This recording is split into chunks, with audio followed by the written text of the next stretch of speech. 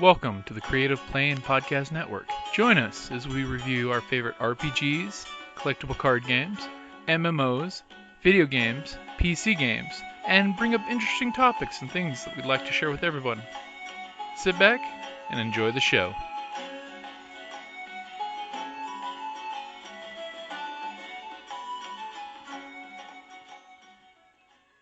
Hi, this is Kelly, aka Trixie from Ragnarok and Roll, a Scion to Ragnarok story, and Tilda Wimblewick from D&D Journey of the 5th Edition.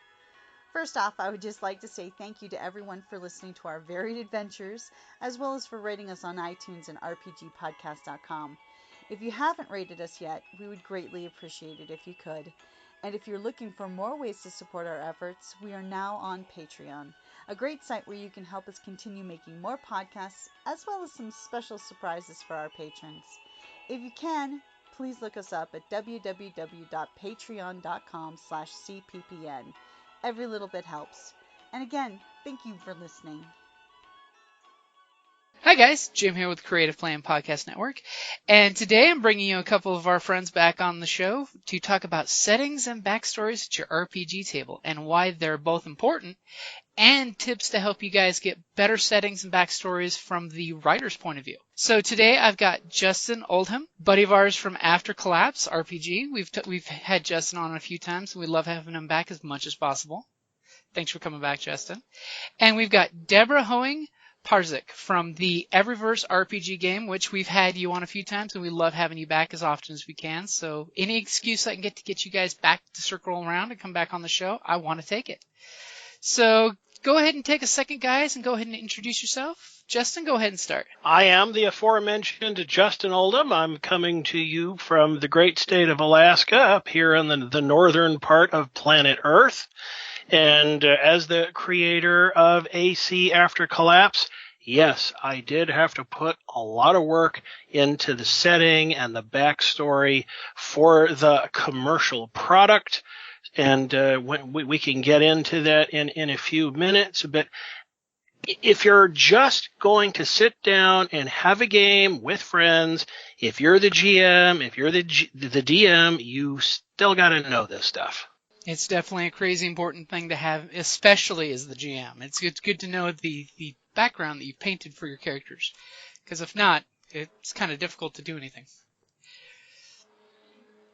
So Debra, go ahead and introduce yourself.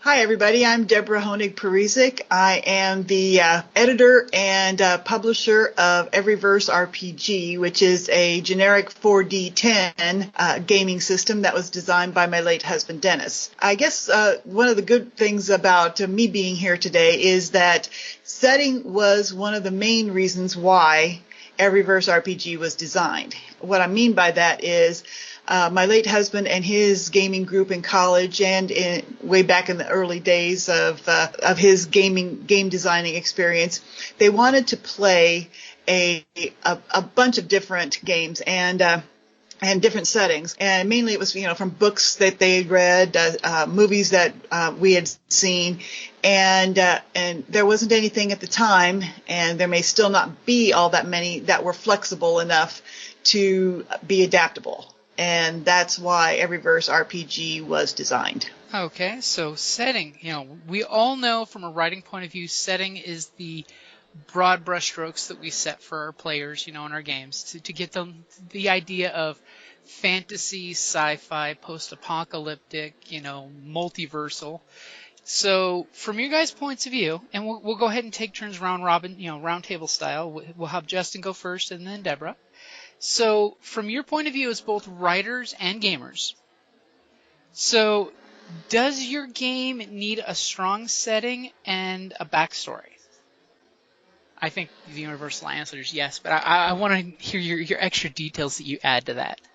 Justin? The short answer is yes, but it's also got to be relatable as briefly as possible. If you start throwing in a lot of ands and commas to describe your backstory, it gets to be harder for everybody at the game table to relate to it. Anybody who is in a game store flipping through your book, if they have to read what this is in more than one paragraph, you're probably going to lose the sale. So in my opinion, what backstory and setting really gets down to, it is the overarching theme of the thing, which in my case is post-apocalyptic, and then the rest of it is angles or handles that people can relate to so that they can lock onto it from their own point of view and they can play it. In my case, I bill the backstory for my universe as a collapse of many causes, so that if your thing is totally zombie apocalypse, we're going to have a source book for you eventually. If your thing is nuclear Armageddon, totally going to have a source book for you. Whatever your angle happens to be, the handle that is easiest for you to grab, that's included in the backstory of the collapse of many causes. So when you encounter our product in a store, you will say, aha, post-apocalyptic role-playing game, totally get that. But what kind of apocalypse? Well, the spicy meatball in all of this is it's the kind of apocalypse that you have most wanted, but no game designer has yet given it to you because they just haven't given you the keys to the kingdom, all the keys to the kingdom. And that's where I'm coming from. And if I ever did do anything else, if I was going to do a fantasy game, I would still approach the same way. Overarching, relatable concept. This is Wizards and Dragons. This is whatever it's going to be. You know, it's peasants and paychecks, whatever it is. And then there will be as many handles on this as possible, so that if you have 10 gamers at the table and everybody's got a different point of view, they all go to the same destination. That's a great way of putting it. Making it totally relatable, but digestible. You know, it's not a novel you have to read for backstory, but it's enough that you can hit the ground running and play with and still be adaptable. Absolutely. Okay, what's your opinion on it, Deborah? Well, the way that we have always done it is that the game master and their group usually determine, with discussion, or maybe they've all read the same book or seen the same movie, and they say, hey, we would really like to play an X session. And so the game master provides the session or the setting details. Oh, I don't know, just for the heck of it, we'll go with one that we did in our gaming group, which was based on the movie Highlander. So we had a basic idea of the universe that we all wanted to play in, and my late husband, the game designer, Dennis, was the game master. So he took that universe and used our rules as the structure for it. And then everybody knew what we were going for. The same thing is if we really wanted to play some other kind of, somebody said, okay, we want to play a fantasy setting. Well, then the game master was usually responsible for making a fantasy setting from maybe various inputs that they've had, a fantasy book that they've read or something along those lines. And then we provided the structure for like the rules to resolve all the actions, or how to build your characters, such like that. We do have in our product the future history, a bit of 10,000 years of future history that could be a set of adventures that would play out in a possible future for humankind. But in general, we are usually generic and don't insist on a specific setting at this point. Kind of gives that freedom to the whole pick what story you guys want to pit and wrap the rule system around that. That's right. Yeah, we've the adventure that hooked me in gaming many moons ago was I really, really, really wanted to play a Jedi Adventure after we all saw Episode 6, Return of the Jedi. And oh, come on, Dan, come up with something. And this was back in 1983, well before all the Star Wars games came out. And so he came up with a really great adventure that it hooked me on gaming instantly using the rule system that he was designing. And that is now known as EVERYVERSE RPG. So we felt like there were just so many different worlds that people had come up with that people wanted to play in, and there wasn't anything at the time to do that. And hence the birth of our generic system.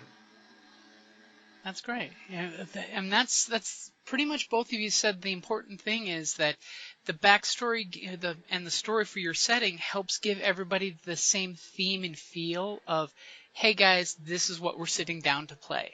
So that way from the very get-go, everybody realizes what you're sitting there to play. Like whether it's post-apocalypse because the rise of the machine, or if it's, a galaxy far, far away with an evil empire versus the scoundrels in the Jedi. So the big thing is that story and backstories that help set what the theme and the flavor of the game's going to be. Does that sound about right? Yes. Amen. Indeed.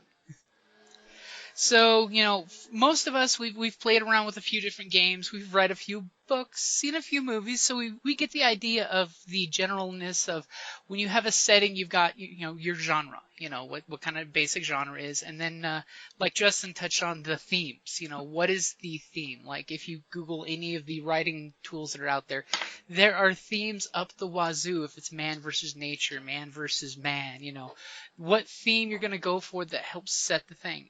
Back in the day, back in high school, when I used to run games like every other day, I used to always come out with splash pages for here's the game I wanted to play, here's a brief paragraph setting, and here's what I want to give you guys as options for player sheets. And that used to be like the rough splash sheet, like at the back of a book. You just read that little paragraph summary, and boom, here's the setting. Do you guys want to play this?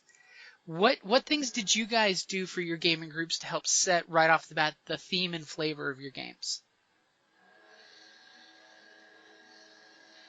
Ladies first. Oh, thanks. Just thinking about that. I guess the most recent one that I can remember is when we did the first demos at Space City Comic-Con here in Houston. We did give out a splash sheet like that. We had pre-developed characters, and we had a brief, I guess a brief summary that, hey, you are playing in a pseudo-Potterverse steampunk mashup, and you're either a wizard or you're a steampunk type person, and you are all going to follow this prophecy to possible treasure.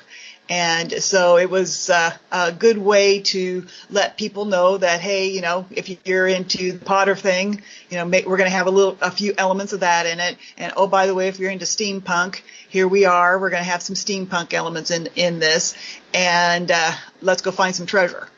And I think that was very effective.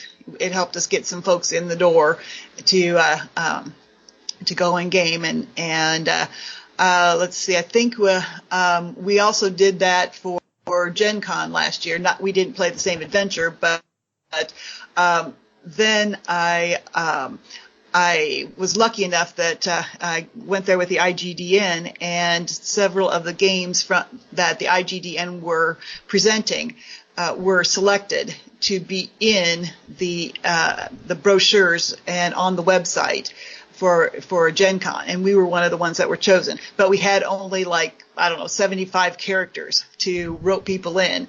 So I wrote a brief one about the hybrid teens adventure that we were doing. It's like, you wake up in this situation, what happened?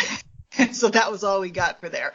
So those are the two, I guess, splash type of advertisements or pages that I've used recently.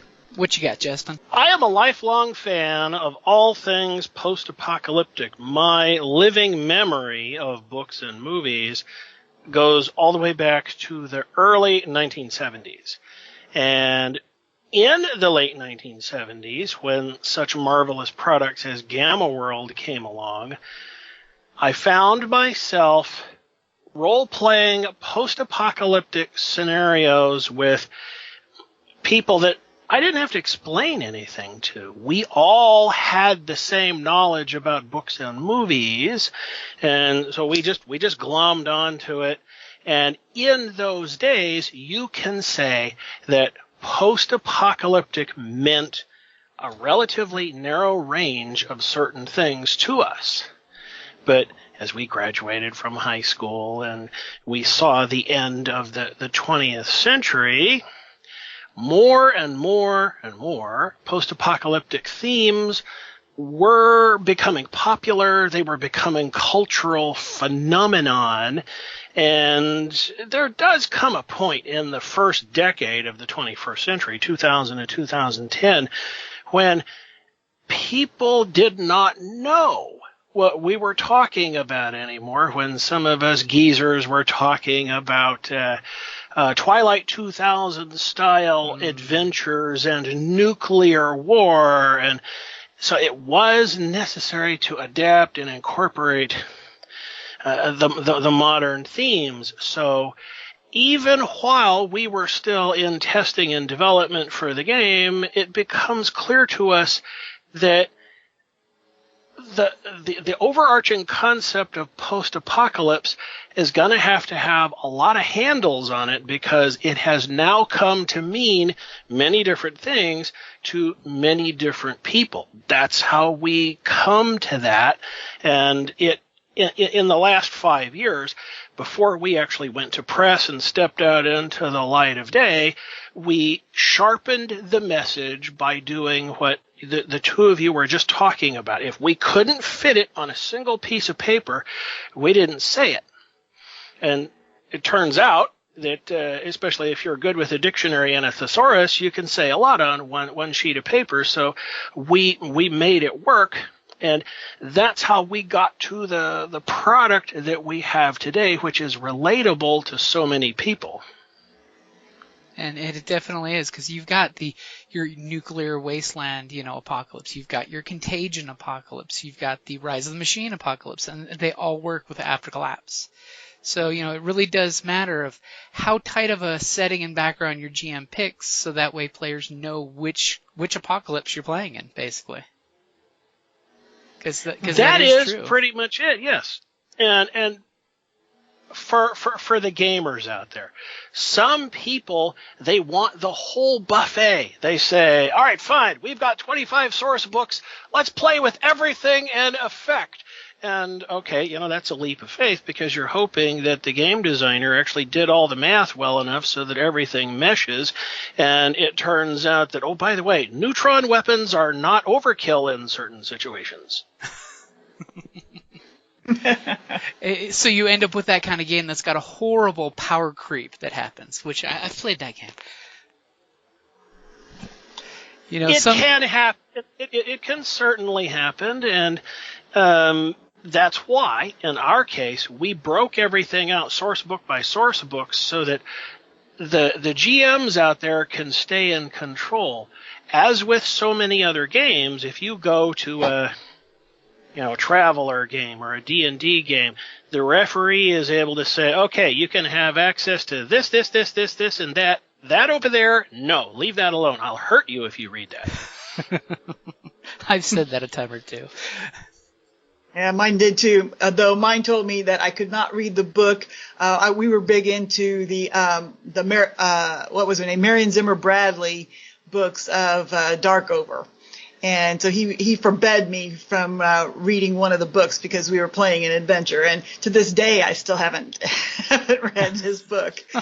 I have it. I started reading it, but I have not finished it. Well, see, that's actually a really good segue from a game writer, because of course, we're taking off the writer's hats and putting on the GM's hats. So plagiarism is not an issue at your game table as long as you're not publishing anything. where is a good place, speaking of books, to find inspiration for a setting for a GM? Like, we're talking that first game you want to run, and you say the thing that every GM says at least once in their life of, I have no good ideas, which we all know is a total fallacy, because we all have amazing ideas because our brains are full of stories. It's just codifying something and putting it down. Where do you guys, like, when you're looking for inspiration, where would you recommend a new GM looks to get inspiration for a background setting? All right, I'll start with that. First thing is, to thine own self be true.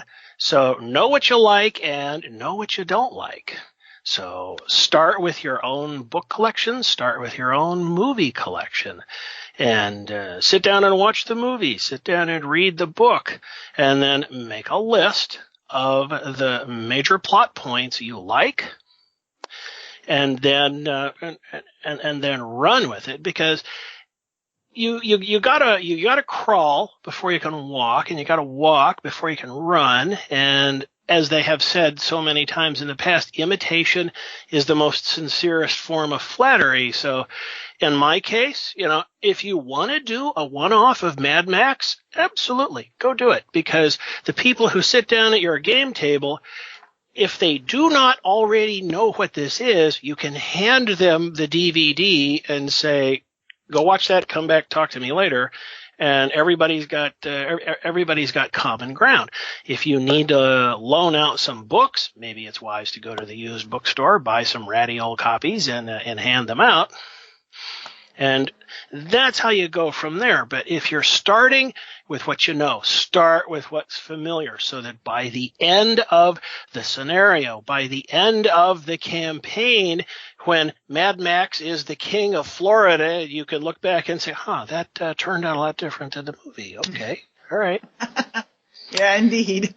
And that's the easy way to get started. I'm actually kind of a huge fan of that, of when you start with the plot and story of a movie, especially since I love to do B movies. That's kind of my thing, is you take a B movie that was horribly bad and you turn it into an adventure, and usually it can become amazing. One thing I always like to do is see how the end story ends, because with player characters, you're not going to have the same ending as the movie does, unless you do some hardcore railroading on that game. It was always a GM faux pas. Yeah, there's nothing worse than no matter what the players do, they end up here. I will completely second that. I am a big fan of what you might call the dynamic world, and it never bothers me if the players come to a fork in the road and they decide neither one, we're going to put it in four-wheel drive and go cross-country. Okay, that's fine. And there have been times when, and we've all been there, as a referee, you have built what you think is the greatest adventure of all time, but the players lock on to what the NPC said in last night's game session, and they've decided that, they're going to go do that. And you don't have anything for it, so you say, okay, all right, Let's have a 30-minute pizza break. Everybody come back, wash your hands when you're done, and we'll go on. And if you're a good enough entertainer, you can build in breaks like that, and people never know you were unprepared. That's definitely one of the GM tricks right there, is the whole how to handle adversity, and basically tell the group to look at this hand while your other hand's doing something else. Oh yeah, been there, done that. Yes, I as I was going out and doing demos at the beginning of last year and late in 2018, I had one adventure, and we were playing it, and like everybody took a different direction, and I was not prepared for every single one of those, and so winging it for 45 minutes, like, oh God, I'm so tired. Can we quit, please? And luckily made it through, and not too many people were the wiser. But I definitely got to the point a couple of times where it's like, I don't have anything else. We're done. Okay, that's the adventure. Thank you very much for playing. sometimes that's just a good way to wrap it up too. It's just like, good job, guys. What do you think? And then you throw it at the players. Or my always favorite one is which is kind of like backstory. Is you look at the players and say, okay, so after this adventure, what does your character go off and do? Because I always like giving the player the chance to write as much of the player fiat, that they can control as much of the story that they can of, here's my character and here's what we've done. And that way you can steal their little backstory, or for preface, at the end of the whole, what's the next adventure, So Evan Cook from Paradigm Lost has jumped on the call, by the way. Hey there, guys. Interesting spot to join in. Sounds like a cool conversation. So we're pretty much talking about settings and backstories for your RPG games. So do you have any tips for a new GM to find inspiration for coming up with a setting, seeing as you have a pretty mercurial, fluid RPG storyline yourself? Yeah, So we actually touched on this last episode, a little bit about mini worlds theory and multiverse theory. So these are actually two theories that are often confused together. Mini worlds talks about the same universe but different iterations of it. So in that sense, I might be talking to you in another universe, but I might be saying something a little different, but it's still me. We're still in the same universe. Maybe it's just a different iteration. The physics are all the same. But with multiverse theory, physics are different. You can have physics that don't really work at all together, and life doesn't exist. It's just a realm of total chaos of energy, just uncontrolled. You have totally dead universes where there's just matter, all kinds of things. This allows for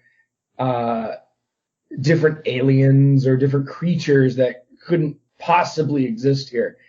And so I wanted to incorporate that into my story, where basically you have a universe, an infinite number of iterations of it, but then other universes that have infinite iterations of those universes. In mathematics, to describe these multiple infinities, we often use the term Aleph. It's a Hebrew letter, and it represents infinity. And you can have some infinities that are larger than others and some that are smaller than others. And I know that's sort of mind-bending to think about, but a great way to think about it is if I were to have 1.111111 terminated, that means that it's an infinite number. That's an infinite number. But pi, we also know, is an infinite number, but it's 3.14 on and on and on. That's obviously bigger than 1.1111 terminated. So some infinities are bigger than others. So when I try to find a good universe to play in, because I have every universe at my fingertips I can imagine, that's actually more limiting than helpful, because again, some universes aren't really useful to play in because they don't really exist very much. So what I like to do is I have these things called Chrono Shards, and they're these dead remnants of a world, a universe even. And I do it for a reason. One of the things that kind of annoys me about sci-fi, like Star Wars, for instance, is you go to the ice planet Hoth, you go to the desert planet Tatooine. How many planets have you ever seen, and especially ours, that only has one environment? Not many. But it's also hard to fill out each and every world. That's just not feasible. So I like to think of a theme that I'm going with. So the current story I'm working on for Tales from the Edge, I'm working with a kind of an anchor environment, which is where you start off. And that's typically something very fantastical, something that can really get people interested into the game. In this case, a city on the back of a flying turtle. this sort of expands into more normal places that can be scary or whatever theme that I'm trying to kind of employ into the game. If I want something more adventurous, I'm probably going to pick a theme for my environment that's going to be more Star Warsy, a little bit more, Count of Monte Cristo kind of thing. Whereas if I was going to go for something scary, I would pick maybe like a rundown castle, or maybe in a whole area that was forgotten and run down and taken over by monsters. When drawing comics, I used to draw comics and stuff. Japanese mangakas, people who draw Japanese comics, they would talk about how American artists can really establish mood within the frames of their comic. Basically saying that they can really illustrate to the reader the emotion of the scene. It was dynamic. It wasn't flat. And so when I try to have a setting, I try to make it as dynamic, as descriptive as possible, to set a mood. Some details just aren't needed, and you choose the details that help set the mood. So any setting can really work for you. It's really about setting the mood with that setting. That's a really good point.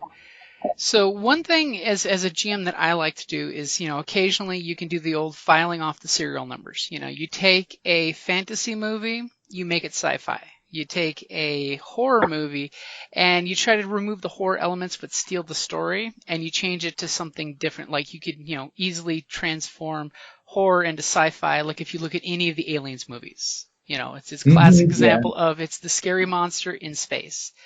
As I joke with a lot of my friends, Star Wars, the first 3 movies, that's Sword in the Stone with some extra movies thrown in. It's King Arthur pulling the sword from the stone and has the cool power of the lightsaber. So what are your opinions as redressing a story to a different genre? Just as a quick, I need a game story for tonight, pull and drop. Now, when it comes to that, one thing I do want to add on as a little caveat is how do you keep it neutral so that your players can slot into the backstory? So, like, do you say prince, or a noble pulls the sword, and that way your players can hopefully catch the hint and play that character? Because a lot of times we all know your players will end up creating characters that are completely just support staff to this backstory you've just written. Yeah, so I actually, my favorite movie is Ghostbusters. And when you look at Ghostbusters, is it a horror? Is it a comedy? Is it sci-fi? What is it? It's a treasure. It's a treasure, yeah. But that's exactly it. So blending genres can often sort of appeal to a wider audience, to essentially more players on the table. And, I guess what it seems like you're asking, correct me if I'm wrong, is you're sort of asking, how do I motivate players to engage with the story? Is that about right? Yeah, that's exactly right. How do you get the buy-in from your players? So that's actually, in my experience, one of the hardest things. I actually spoke to my wife about this a couple nights ago in preparation for this episode. About how we talked about GM responsibility, but we also talked about player responsibility. How it's often kind of forgotten, and how we kind of put the weight of the world on the GM, and the GM really the GM is just there to make a setting. It's there to sort of build the story, and then the players write it. And that's where we forget that the players have responsibility. They have to play the game. They have to write that story. Otherwise, there is no game. There is no story. There's just a setup. That's it. So what I found, especially as an early GM, is everyone always wanted sandboxes. I want a sandbox to play in. I just want to do whatever I want. Well, okay, here's your sandbox. What are you going to do? And then they would sit and stare at each other. They would do nothing. Because I didn't give them a motivation. I didn't give them anything to do because they wanted a sandbox. So I started realizing that there are a lot of different ways to get players to engage with the setting that you've created. In fact, tvtropes.com is an excellent source for finding ways to kind of get around that issue. My favorite one is Man with the Smoking Gun. Everything's boring, nothing's going on, nothing's happening. Everyone's kind of, well, we did the thing, now what? And suddenly the NPC you were talking to has been shot dead. There's a man with a smoking gun in the door, and as you see him, he slips into the crowd and he's gone. Well, I just created this mystery out of nothing that now the players have to sort of follow. And yeah, that's a little bit more fly by the seat of your pants. I prefer a little bit more of a railroaded story where you don't have a lot of options, where there's going to be something that in the gaming industry they call false agency, and that's, I guess, the key, is you have to give your players agency. You have to give them the ability to do things and the setting and story to do them with, like tools almost. And I find myself often railroading my players, and then giving them options which all have the same outcome, and that's what false agency is. They think that they're affecting the story, but as they have no idea that you were going to do the same thing no matter what they chose. This happens in video games a lot. They call them, in conversation trees in video games. You'll talk to this person, you'll say something. No matter what thing you say, their response is so general that it's the same thing. It's the same response to each thing you say to them. And so that requires actually a lot of forethought and planning, and also knowing the players a lot. You have to really know what your players are going to do, which is a double-edged sword a little bit, because once players start realizing you're doing that, they feel a little manipulated. And so, I think that's why if you do decide, if you're a GM and you're thinking about doing something like that, I think it's really, really important for you to realize that as the GM, you're not the adversary of the players. You can pretend to be, but really, why did you write that story just to kill off the players before the story is told? Especially since you have an infinite budget, and killing players is easy. Exactly. But yeah, that's generally how I engage players, is to give them agency. Give them the ability to do things in an environment that they want to be in a mood and a setting that they want to be in. Give them the bait and just watch them take it. Yeah. I'd like to expand on that a little bit, because it does factor into game design, which I have some small familiarity with here. But in the same way that you would build your cast of characters for a game supplement that you intend to publish, if you build a cast of NPCs who populate your universe, and you as the GM begin with the assumption that this cast of NPCs, they're going to do whatever it is they're going to do until the player characters nudge them differently. You populate your world with NPCs who come and go, and the good ones can be good, the bad ones can be bad. You can be that directly black and white about it, but eventually it happens where the players feel like they're developing relationships with certain NPCs that they will trust over time, and you'll know you're on the right track when some of the players will trust some of the NPCs with the party's most important secrets, their most important missions, etc. And then the cherry on top of the ice cream is the villains that they love to hate. They would not dare pick a fight with Black Bart, but they know he's coming through town and they just can't resist the opportunity to mess with him a little because they know that, well, maybe I can take him, maybe I can't.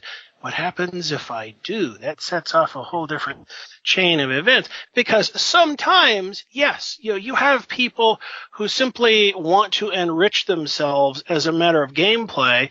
You have other people who like to defeat the bad guy as a matter of gameplay, but then, because great power tends to bring with it great responsibility, what do you do when the townspeople come to you and say, well, first, your lordship, thank you very much for getting rid of these brigands. They've been plaguing us for quite some time now. And please forgive us. We understand you're having a drink with your friends, but we'd like to talk to you about the necromancer who lives on the edge of town. Yeah. Okay, I'm a huge fan of the ecosystem, Yeah.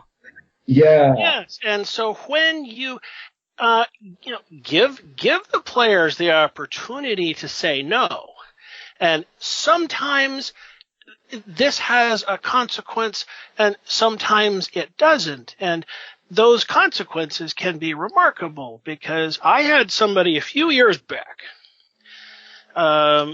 say to the NPCs, "Hey, look, man. We're not always going to be here. We can't always save your bacon. Why don't you people go deal with the necromancer yourself?" Well, okay, a few dice rolls. The peasants, they look at each other. Yeah. I hadn't thought about it like that. Yeah, all right. And so a while later, the maimed body of the dead necromancer is hanging from a light post in town, and the locals are like, "Hey, you hero types, pay your bills, man. You're not our guests. You said you were passing through. By the way, when the hell are you leaving?" You have now empowered them, and now you have to pay the price. Yes. Yeah. You can do the same thing with a gumshoe game. You start with the penny ante criminals, and the next thing you know, the deputy chief of police is coming to you on the sly, and, they would like some help with this mob guy. They just can't have anything to do with it. I actually wanted to add on to that because kind of what you seem to be talking about is plot strings. And we actually touched on this last episode as well with backstories. As a GM, pay attention to your players' backstories and use them as plot strings to help motivate them forward. If they're a long-lost orphan, maybe one of their parents is alive and they didn't know. The best thing as a GM for me is when when players decide that they're going to have amnesia. That is the most foolish thing to do with me. So much authority and power has been given away. Yeah, it's just like a blank canvas. I can do anything I want to you. The second they walk into town, the group is arrested because they're with him, that guy. Everyone knows that guy. The next town over, it's the man named Jane. He's a hero, folk hero of the people. What did you do? And the guy just, I don't know. You took the words right out of my mouth. That's exactly what I was thinking. But I didn't hear from Deborah. Did I run you over, Deborah? No, I was just sitting here and thinking about this, and I guess that I would say that most of the adventures that we've done is try to hook the players in with some kind of a mystery.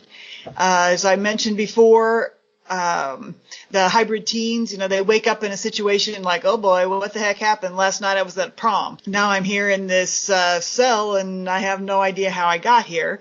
And the other adventure that we mentioned earlier, the wizards / steampunk, we have one of the wizards who's going to give a prophecy. And so thus leading our stalwart adventurers off on a merry treasure chase. And then especially if it's playing on being a multiple session campaign, then layers of mystery, kind of like peeling an onion, where things get more and more complicated or more and more metaphysical, something along those lines. Or those are the adventures that I've played in, mostly played in. I've game mastered the Hybrid Teens and I actually have not run the Wizard Steampunk one, which we're updating now. Because I'm a very new game master, like a year to a year and a half experience. But my late husband was a master at the peel the onion thing. We had an adventure that went like 88 sessions, where it just kept getting, we went from like Immortals in the Highlander universe to like Guardians of Good and Evil for the entire universe, and 88 sessions of that. It was a masterful peeling the onion. It was amazing. That's fantastic when you get that big of an ongoing story arc. I mean, all GMs know it's beautiful when you get that campaign that just keeps going, Mm-hmm. Mm-hmm. Indeed. So you guys were kind of touching on it earlier when it comes to the player backstory. So how is it, as GMs, how is it a good way to motivate your players to actually come up with a backstory more than I am a orphan nobody from this town who happens to be a half-orc barbarian, and I've never committed any atrocities in my life, but I'm off to set off on an adventure now for some reason which I have no motivation to go do. The typical adventure. I showed up to this bar and this weird wizard convinced me with free beer to get shanghaied into adventure. Well, I'll start with that. The first thing you do is you take a page from the book of Evan Cook and you make them wish they had put more effort into their backstory. So punishment, that's a good one. After they learn the lesson, you ease up on them and you find the right time in the right place, and you pick the small, minor, little, insignificant thing from each character's backstory, and that turns out what they need to solve a mystery, to right a wrong, to do something. And what happens is this motivation causes the player to realize, wow, this little thing that I put in my backstory, this is what enables me to figure out something that never would have occurred to me in any other way. And now I'm the hero and I save the day. And that's how you motivate them. And not only have I done this, but it has been a long-standing thing for me. What I do is, while we're still in the character generation phase, we go around the table clockwise. And what you do is you turn to the person to your immediate left, and you're allowed to add one sentence to their backstory. Ooh. Now, you can handicap them with something really nasty, or you can bless them with something really nifty. And then we sit down and we will oftentimes somebody's got music, but we will oftentimes what I do is, during many adventures, I pay attention to what people have on their equipment lists. And in the same way that you can be rewarded for that one picky little detail in your backstory, you find yourself in a situation where that ball of twine, that piece of wire, that spare shoelace, the vitally important thing to solve the problem, save the day. And by working the problem from the different directions, not only do you get the characters to care more about their backstories, they care more about what's on their equipment lists, and they will relate to each other in ways that you won't think of as GM at the time. You'll be in the middle of a hyper-intensive situation. One player says to another, "Hey, Bob, didn't you collect baseball cards at one point? Do you still have one?" And lo and behold, they start mutually supporting each other because the little details of their backstories, the little details of what's in their pockets, it starts to matter to them as a matter of shared experience. And when you can pull that off in right measure without making anybody want to commit suicide, then you have the better game. That's a great I tip. actually really like that. Sorry, go ahead, Evan. Oh, I was sorry, I didn't mean to interrupt you. I was just saying I really liked that, and I apologize. I live by a busy road, so that's what you heard earlier. I think somebody didn't have a muffler. Yeah, because that is a really good tip. I mean, especially when you look at the character's equipment list, you're bringing what they think is important on their character into the story. So you're basically, it's like, how would the story of, Theseus and the Minotaur have been without a ball of twine to get out of the maze? Something stupid, Exactly. simple, and you're making it a key stone to the story. So all of a sudden, the player who wrote that down is going, "I'm a genius. I brought the MacGuffin." And absolutely. And the way I have trained people to this over the years, and anybody who knows me loves this and hates this. Every time you create a new character in the game environment, it doesn't matter if it's Twilight 2000, Traveler, D&D, or AC After Collapse. I will ask you to add a teddy bear to your character sheet and to name the teddy bear. And you will never know when this happens, but at some point in the story, it will matter that a random character has a teddy bear. They haven't lost it. They've got it. And I have seen situations in a wide variety of games where one person will absolutely throw a fit until the party goes home because so-and-so forgot to bring his teddy bear. And as juvenile as that sounds, it absolutely works. In a fantasy setting, the characters are deep underground in a monster-infested dungeon, and the stone gargoyle animates. It turns, it looks at them, and it says, "Show me your teddy bear and you may pass."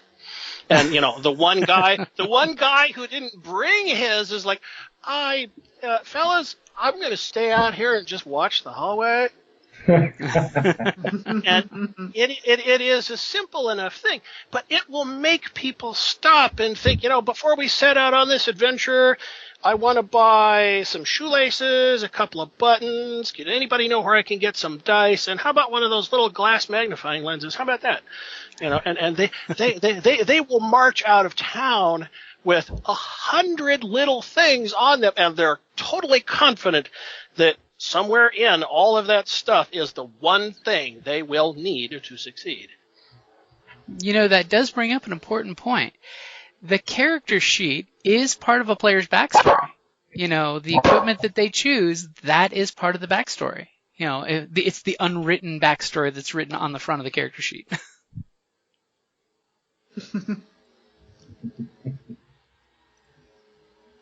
So is there any yes. Please go on. Is there any, because I like the way you put it. It sounds a lot like we do at our session zeros when we start coming up with I ask the group about the setting. I basically let everybody inject something into the setting, like, hey, what is the name of the nearest forest to the dungeon? Hey, what is the nearest group of monsters way beyond your level that's in the ecosystem? So that way, and then we make our characters after we come up with the setting, and then I have everybody basically go off and work on their backgrounds kind of after they've had the jam session to try to come up with what they have, at least a paragraph or two of your character's backstory, because that is an important thing as your adventure of what's your motivation. What other tips do you guys have for getting your players to buy in on your backstory? I think, actually, Deborah, do you have something to say? Actually, I can't say too much on this because I am a pretty new game master. And so primarily for me it has been the written mystery. And we've just written a story from there. And I haven't had any opportunity since we've mostly been doing the canned characters to have people generate much in the way of their character backgrounds and so on. I haven't really had my own group that lasted. I have played in my late husband's group or in my chief play officer Jim's group, but as a game master, my experience has been demos. Well, that's not bad at all. Yeah. Do you have any tips? I was terrified. No, I've played in your demos and you're not, you were fantastic. Is there any tips? Well, thank you very much. Is there any tips or things that you'd, hell, even advice that you'd like players to ask, like questions about the setting, rather than, stumbling in with almost no background to the stories? Oh, is this directed to me, Jim? Uh-huh. Yep, to Deborah. Okay. Oh, gee, I can't really think of anything at the moment. I guess that just really good questions about what the setting is that we're playing, and maybe what they might remember from before the mystery thing happened, and then I guess settings questions after that as we're moving through the adventure. So don't be afraid to ask questions, because I know a lot of players, they have a question because they forgot something that happened 20 sessions ago, and they refuse to ask until after the game session. And you have to sit there and say, hey, it's cool if you put your hand up and say, quick question, what was blah blah blah from session 5 or 6 ago, so that way you're not missing out on something while you're playing. So asking questions is an important thing. Yes, indeed. I mean, you may not be able to describe everything to them, and you may not want to describe everything to them at the moment, but a lot can be missed if they don't ask questions about the setting. And maybe if they do happen to have a question, since, like I said, we've been playing with canned characters, something that I might be able to answer about said canned character that they're playing, or once we get into the more the area of the adventure where they know more, then maybe I can tell them something along the lines of what this particular skill means on their character sheet or something like that. I definitely know that, like, when I play one-shots, and I try to coach a lot of folks when I'm running one-shots, is I like to look at my character sheet and the GM and say, so as a 10th level paladin of vengeance, what would I know about this situation from my character's point of view? So that way you can have the GM give you some, because how as a GM you're wanting to tell your players more, but you don't want to give away everything unless they have a good reason to know it. but you need to give them that little clue. So I like to throw that out there as so my character, not me, my character, what would he know? So that way I like to use that as a freebie for the GM to throw in. Oh, well, you had a fiance in the province of, Champagne who used to do this thing and talk about this person. So yeah, you know that there's a witch in the swamp. That's one thing that I like to do is give the players the chance as a character to get the character's input as well. Which is always, a fun way of help pushing the plot forward. The one thing I would like to add to that for both players and GMs is that there can be a free-form flow of information when players interact with NPCs, and any form of interaction with NPCs gives the referee the opportunity to basically put out truth or falsehoods.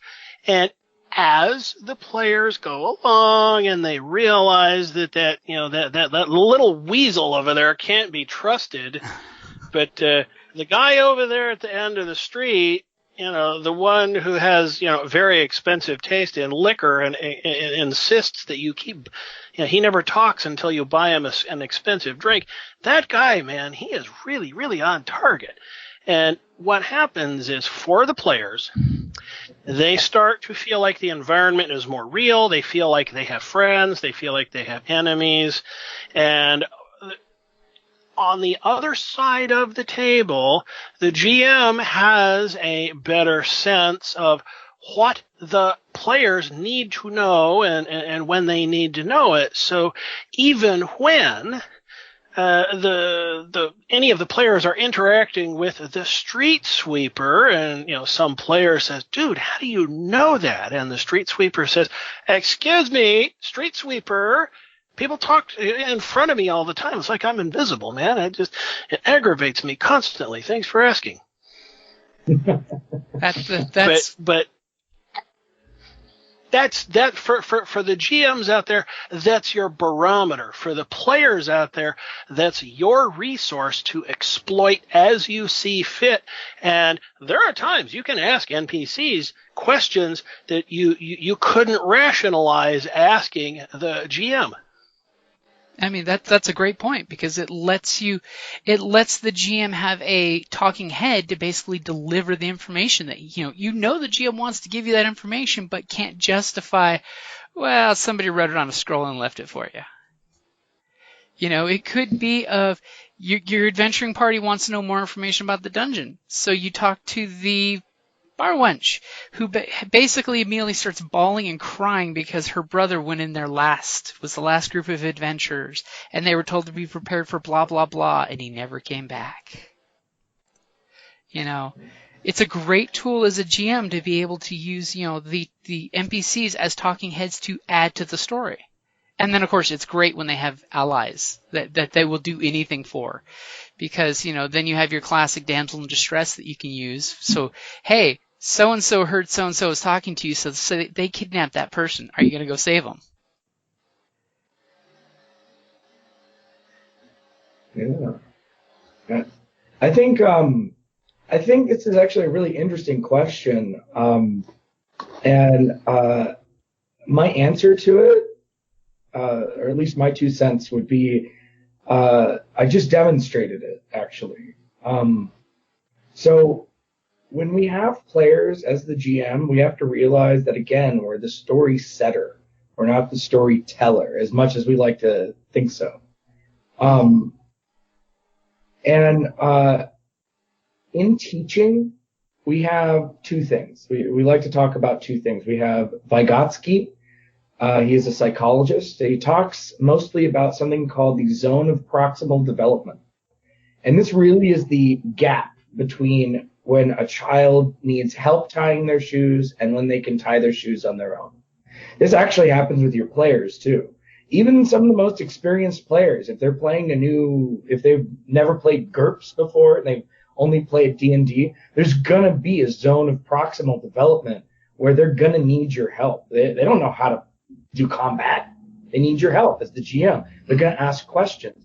But the thing is as the GM, sometimes it's more entertaining for your players to anticipate those questions.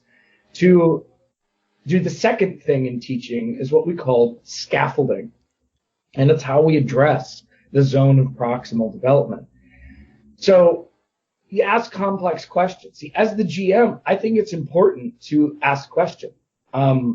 And questions don't always have to be about direct information. They can be hypothetical questions, or they can be engaging questions.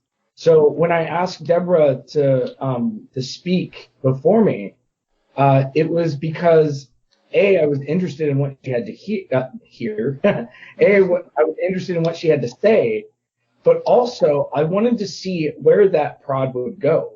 I wanted to see what she would say that James might respond to. But then I got a bonus reaction from Justin. And we had a whole conversation because I asked a question. And so as the GM, I like to,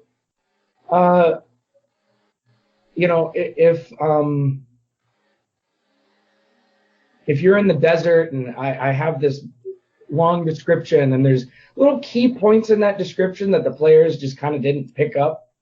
Maybe they're inexperienced. Maybe they weren't paying attention. There's a myriad of things. I might sort of underline that key point with a question or something that maybe an NPC does. Or just as the GM, I might say, like, man, you really notice that the sun is really red in this desert, and you don't know why. You've never seen the sun this red before. And that usually spurs a action or investigation of some kind. It gets their curiosity. That's exactly it. It's about their motivation, because I don't like what we're talking about is exposition. And you have to be really, really careful about front loading all of your exposition on your players, because they're not going to pay attention to all of it. They're going to forget they're only going to remember 5 to 10% of what you say. Adults have an attention span of about 5 to 15 minutes. Kids even less. All right. And so if you're sitting here babbling and rambling on like I am right now, you're going to lose people every single time. I learned this especially as a teacher. So you have to ask those probing questions, engage your audience by giving them agency, by asking them those questions and allowing them to ask you those questions back. And also, I think this is sort of a little bit of a side note, but as a science teacher, as a teacher, I had to learn that sometimes it's okay to be wrong. And what I mean by that is all your players look up to you. You're the GM after all. You should know everything about the rules, about the setting, about the NPCs, about what NPCs said 3 sessions ago. It's all on you. And we talk about GM responsibility earlier, but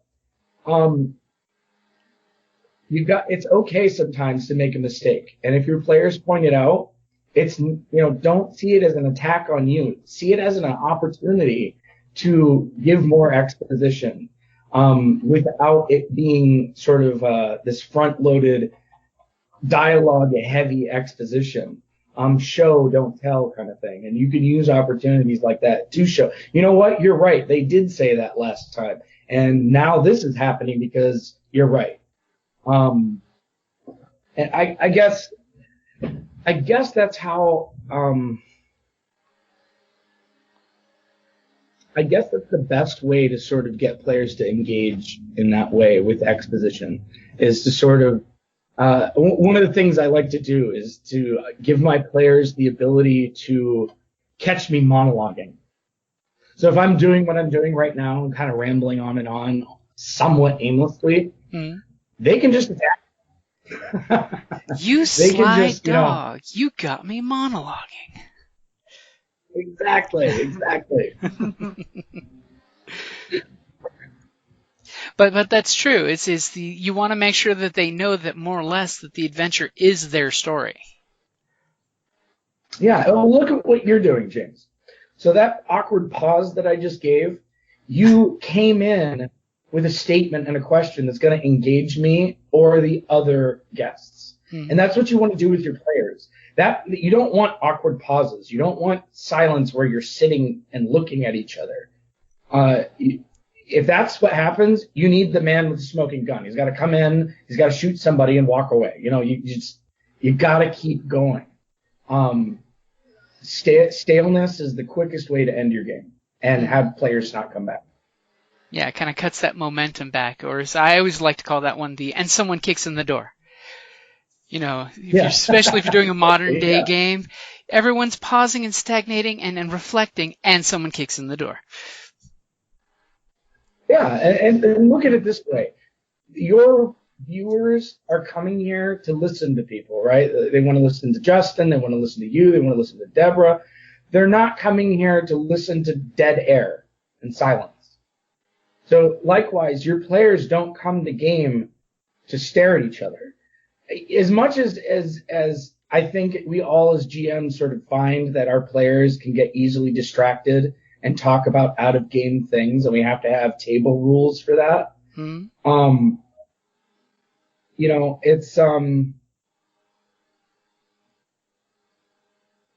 excuse me, I lost my train of thought. It's okay.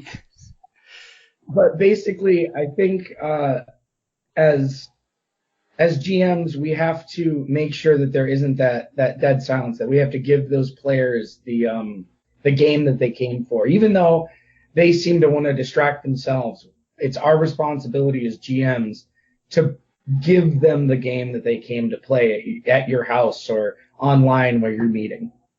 Sort of like in the old plays when you'd have the narrator jump out on stage to basically signal the actors to get the hell off the stage so we can go to the next chapter. Yeah. The importance of moderation. Yeah. A guide almost. I would like to add two things real quickly to that, since we're trying. Evan briefly mentioned table rules. Another way to get your gamers to buy in that I have learned over the years comes in two parts. The first and foremost is as a GM, when it comes to adjudication, if I have no answer to the question, if I can't render a verdict on something, then the rule is always it goes the player's way. And in certain situations, we may call a temporary pause and get the crew to agree to a house rule, which I will then write down on the spot. And in a great many cases, we will name this house rule after the person who was responsible for it.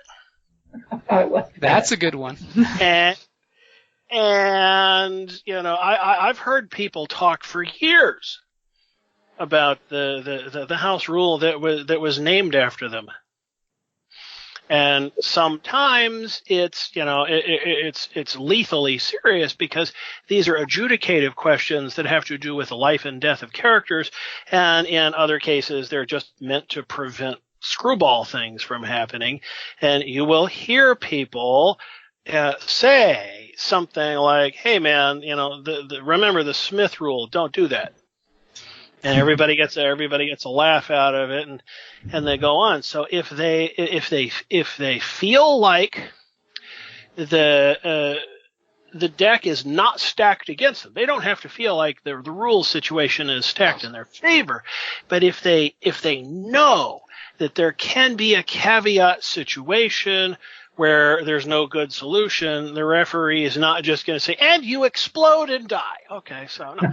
It's just going to be, okay, we have no good answer for this, so it will go your way. Yes, you can leap from one skyscraper to the other without killing yourself. Whatever it happens to be, and if the situation, whatever it is, if it results in the generation of a new house rule, you might be amazed how many gamers will have an insecurity about that they'll never speak to, but now that they know that house rule is in effect, they come to all future game sessions and they feel much better. They've got that great sense of empowerment because, now they know the mechanics. They know the secret mechanics behind the pages. Yes. That, I'm going to have to steal that from you, Justin, and I'm going to call that the Oldham rule.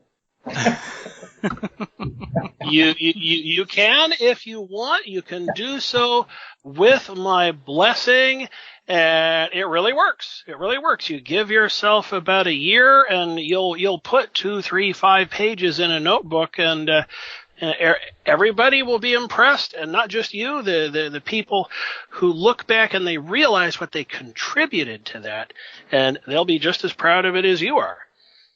That is, I really, really like that a lot. That gives me a lot to think about, to be honest, because I really do like giving my players agency, but also as a business owner, I like to give my customers agency. My deep field dice that I create, that was named by a fan. I just posted the pictures on of them. I was going to call them Galaxy dice. It's commonly what people refer to them as.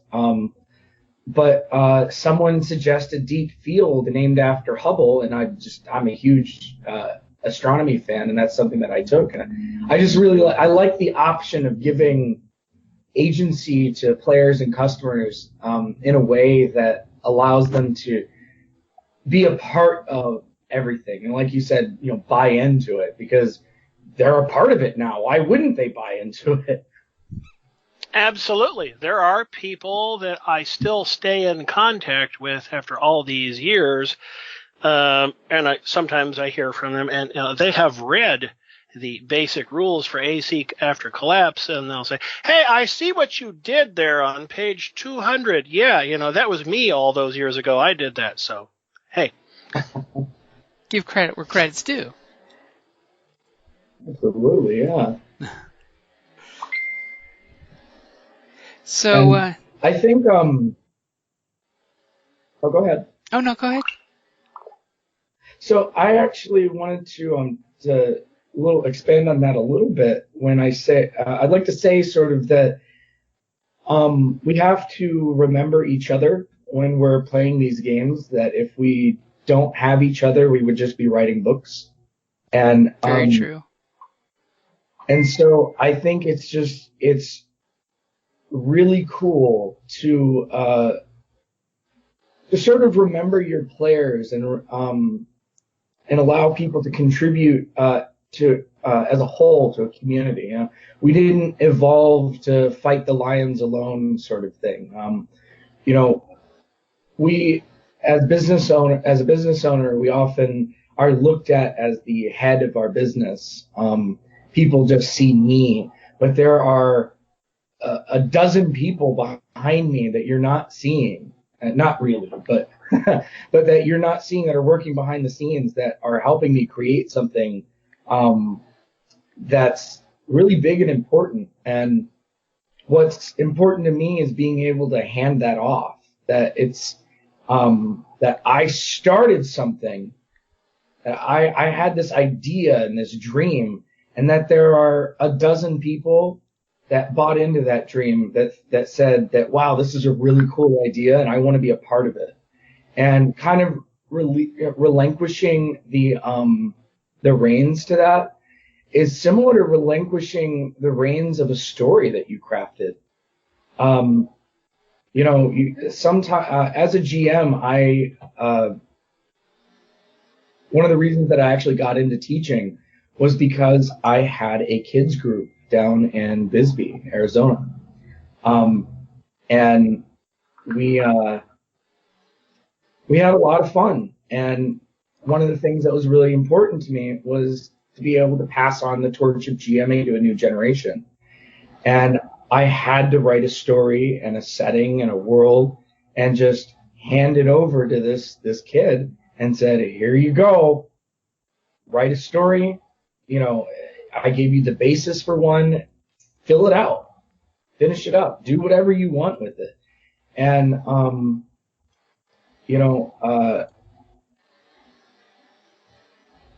it was very difficult and scary. But in the end, Today, he's in college, and he plays role-playing games with his friends online and in college. It's something that inspired him to become a scriptwriter.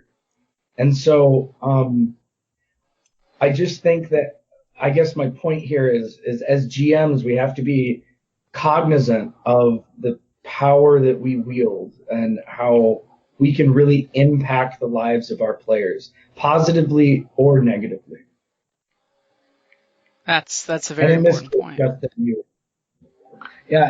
Sorry, in relation to what Justin was saying, he's positively influencing his players by including them in his games and stories. Oh, that's very true, because not only can you do everything I just said, but in rare moments where all of these things I'm talking about are happening, when the communication is going both ways, your players really do have the opportunity to become the heroes of the game setting you have imagined. And, okay, I know this is politically incorrect, but I'm going to say it anyway. It plays into the aspect of character death that nobody likes terribly much. There is a place in my fictional D&D setting where every time the party goes by a certain town, they love to stop in and say hi, because most of them had a character die in defense of the place, and now to this day they still love the fact that that place is independent and thriving. Likewise, mwahaha, in those very rare moments, almost kind of sort of reminiscent of Batman, it is ironic as hell when your players do something that creates a villain that they must eventually destroy. That makes for a good story arc. I did that. I did that in a game once where we were talking about this earlier about plot strings, and this player of mine decided that he was going to have be the repopulant of his species. But he was the last one, and he couldn't repopulate a species. Well, I had this villain. The entire time I had this villain just kind of harassing the party. It was, a recurring villain. And I had this Darth Vader moment where it was, "No, I am your sister," and pulls off the mask, and it's the same species, clone of him, but a female version, the female repopulation part of the equation, who hated him because she was born to do something that she really didn't want to do. And that's why she was the villain of the story. So I just thought that might be a good way to kind of call back to those plot strings we were talking about before. And that kind of tugs on the heartstrings too, because you recognize the story, but it's different, so it's better, That goes back to that Darth Vader moment. Hey, no, I am your sister works too. What happens if Princess Leia had been turned to the dark side? Come on, way better than Kylo Ren. I'm just saying. So that's no argument. So that's probably a good point for us to start wrapping things up. So basically, just a quick recap. So when it comes to players writing their own stories, make sure you write a character that has something that you desire. Make sure you're making your character partially about your, something that you like. Bravery, cowardice, whatnot. Make sure their story has some strength in it, right? There's got to be a strong something in the background. I'm an orphan. Hey, that's powerful. Let's strengthen that. One thing as a GM I want to throw out there to players of do not be afraid of putting conflict in your backgrounds, because there's nothing cooler than writing in a nemesis that could either be a bad guy or a good guy in the story later on, because that's always fun fodder. And make sure that your character has some normal and, mundane things in the regards to the backstory as well. I grew up a simple moisture farmer on a desert planet. So what wrap-up comments do you guys have? Deborah, you want to go first? No, not really. Okay. Actually, I have to agree with the writing your own story as a group. In my extremely limited game master sessions, I had a canned adventure, canned characters, and every single one of the sessions was different, and that really surprised me. I had everything from, hey, we're going to continue, we're going to continue our escape, to, we want to rob a bank. It's like, what? Where did you even get the idea to rob a bank? And so that was one of the things that my late husband always said, that the sessions and the group write the story. And I never really appreciated that until I became a game master. And so I think it's a wonderful way for all of us to get out and create just a new little reality, even if it's just for a little while, and get away from the stresses of life, everyday life, and jobs, and so on and so forth. So I'm really glad that I got into doing this, even though I was terrified the first time I did it. Oh, they're going to hate me. They're going to, it's going to be horrible. But it has worked out really well. And so I'm really glad to be able to be doing this for my husband, who's no longer on this plane of existence. To close out my thoughts on this, and maybe we can touch on this in another episode a little bit more, but hearing kind of the recap, it sort of made me think about how players interact and how GMs interact with the players, vice versa. And all of these tips that we gave are applicable to almost any situation. But I would caution new GMs about one thing, and that is villain players. A hero story is probably the easiest story to run. And as GMs, we talked about it before, we have to be kind of guides. And as fun as a villain character can be, as fun as intrapersonal conflicts within the group can be, they can also be very dangerous, and they can be hard to control. Things can get out of control, and things can be taken personally very quickly. And so to close out my thoughts on this, and to sort of touch on what Debra's saying, is you have to remember that no matter what, in the very end of every game, you have to remember that it's just a game. And that if you're not having fun, you're doing it wrong. If everyone at the table isn't having fun, you're doing it wrong. And that's because that's the whole point. Everyone's there is to have fun. And so as a GM, we have to guide people, and we have to guide our players into having a fun time, no matter what the setting is, no matter if you have villain characters or not. And so I would just caution that new GMs, really think about, if you really want to do a story about that, you have to really think about it, about having that, making sure that your players are having fun, even though there's going to be bad stuff that's going to happen. That evil things, like maybe you're going to take over a town or something like that. It's definitely something to be cognizant of. But again, like I said, always have fun. Play with your heart. That's a very good point. Scoundrels are fun to play. Villains are bad to play. They're fun, but they're very limited and one-shot-ish. Mm-hmm. And friends can be lost at the gaming table. I've seen it happen. That is totally a different episode of its own right there. Yeah, right. That could be its whole thing. I would like to add one thing in regards to that. As the GM, yes, you are the guide and you are the keeper of the goalposts. You're never going to keep you're never going to keep all the disruptive. You still there? Did I disconnect? I'm still here. Justin, I think you may have been disconnected. Are you there? Sorry. Okay, so I'm still here. One of the things I learned a long time ago when it comes to curating or safekeeping of the moral compass of your group, give them a one-shot adventure where they get to be the bad guys.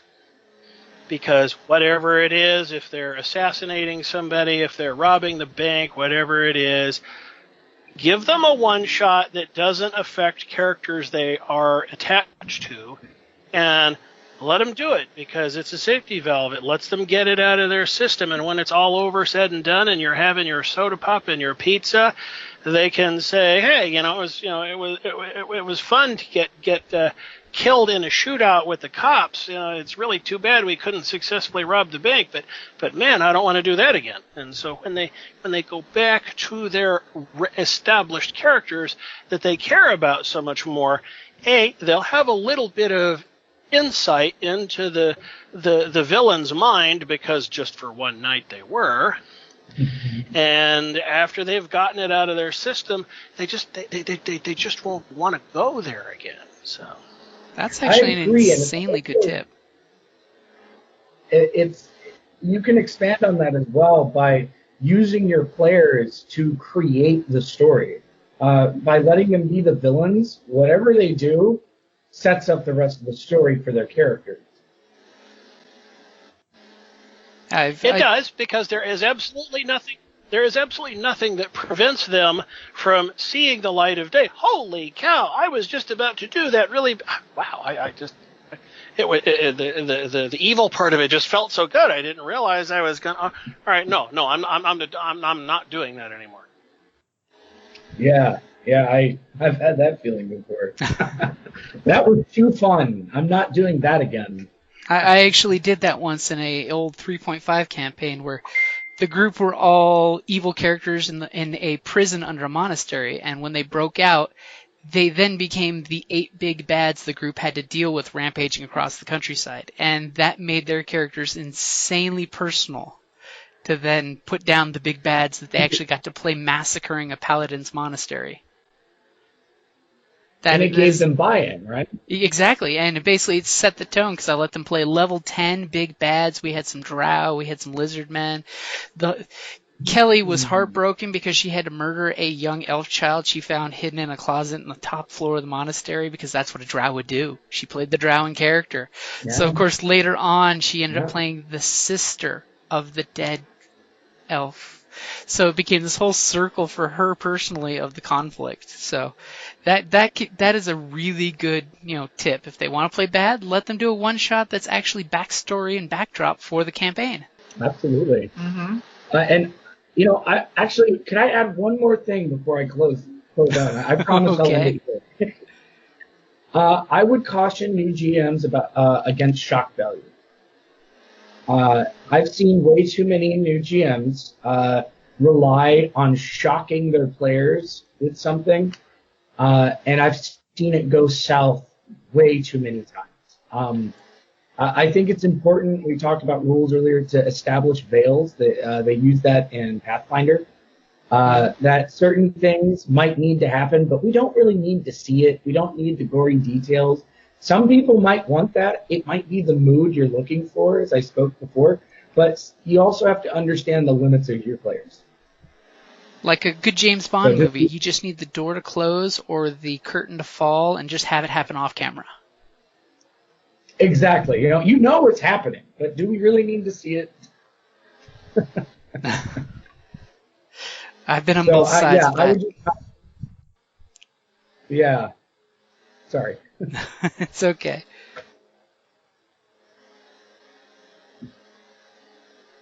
Okay, so I guess it's my turn to wrap up. So I just want to encapsulate what I said earlier.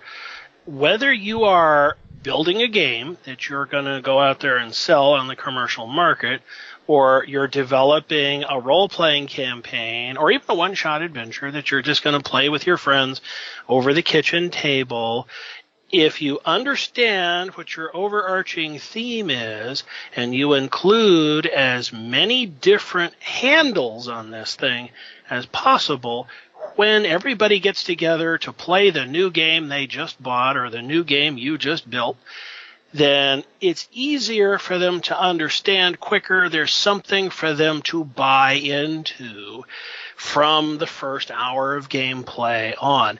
When you do that, and as a referee, if you bring your gamers into the process of agreeing to house rules and giving them a precedent that says, hey, if we can't find this in the rule book, at least once I get to get away with it. Maybe later we have a house rule. Otherwise, it just goes our way.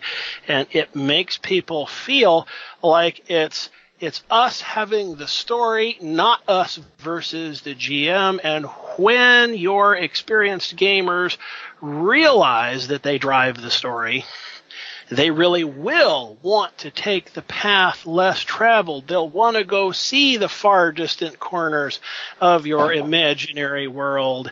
And as much as that may frustrate you, the important thing is to remember is that's the fun they chose. And if you can do all of that, whether you are building a game you want to sell or just trying to have some fun on a Saturday night, you will always succeed. That's a very good point, because as GMs, we love it when our players surprise us and do things that are outside what we had planned. We panic, but we love it. Or is it just me? Oh, I'm definitely right there with you. I love nothing better than a Completely wrap-up. agree. I love nothing better than a wrap-up session where I'm looking at my players popping a soda or a beer and going, I had no clue where that was going, I had no clue how that was going to end. Well, that's in that Star Wars game that I played with you. I had no idea what was going to happen with that stormtrooper. You walked right up, and I thought I was going to get arrested. I thought it was the end of the game for me. I was like, well, here we go. All right. And then the same thing happened to the other player, because I split off thinking I was being clever. Never split the party, but the whole party ended up getting screwed. Pardon my French, but the whole party ended up getting in trouble, and I had no idea where that was going to happen. And you really pulled off a really fun. It was really fun consequences for that. I was truly amazed as to what happened. Or as I liked it, because that only happened because you rolled poorly.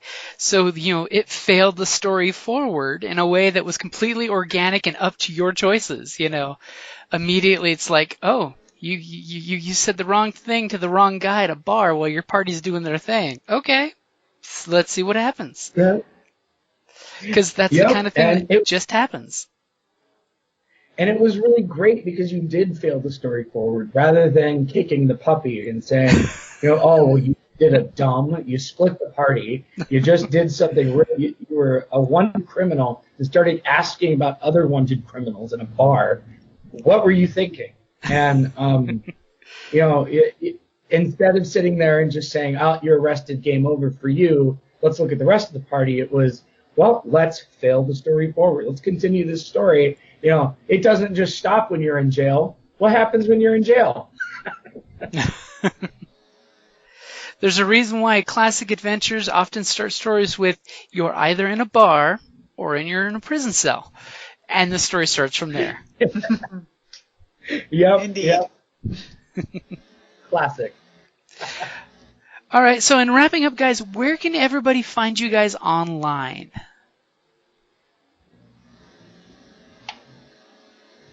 Well,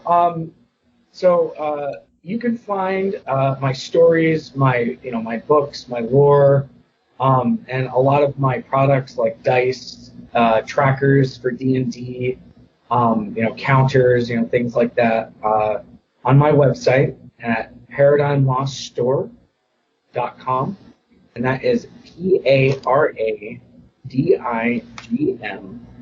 LOSTSTORE.com. It's a mouthful. I know. I'm sorry.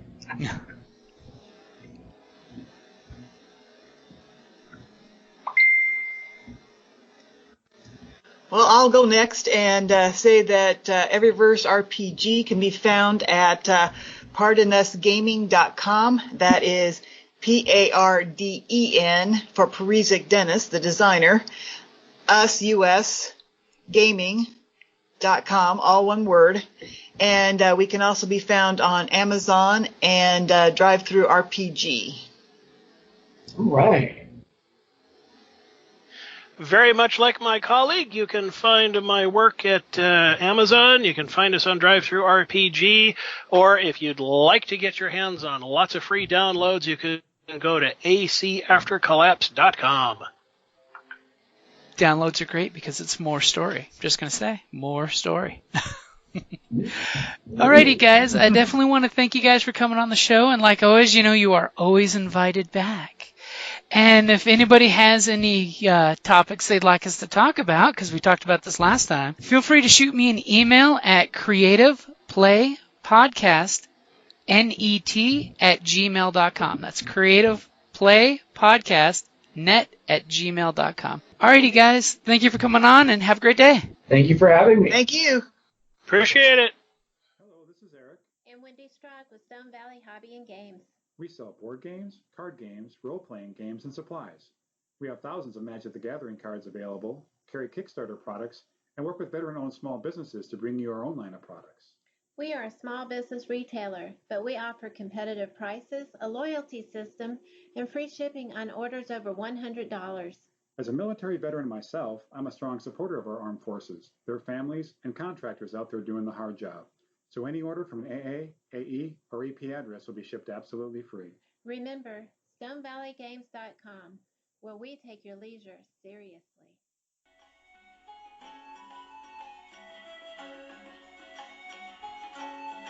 Thank you for listening to the Creative Play and Podcast Network.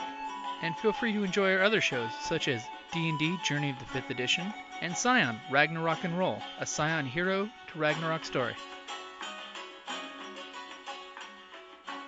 Thank you for listening.